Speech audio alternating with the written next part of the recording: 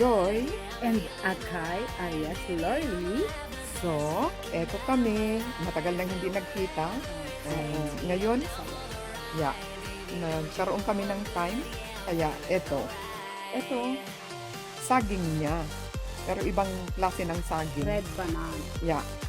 Tapos, tingnan nyo naman, oh. Yung pababa niya, nakatanim, talbos, talbos ng kamote. Ayan. Tapos, eto pa, may kasama pang ampalaya. Di ba?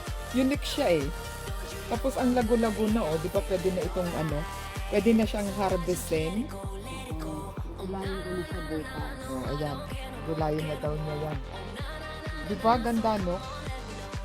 Oh, okay. Bye! Bye-bye. Bye-bye.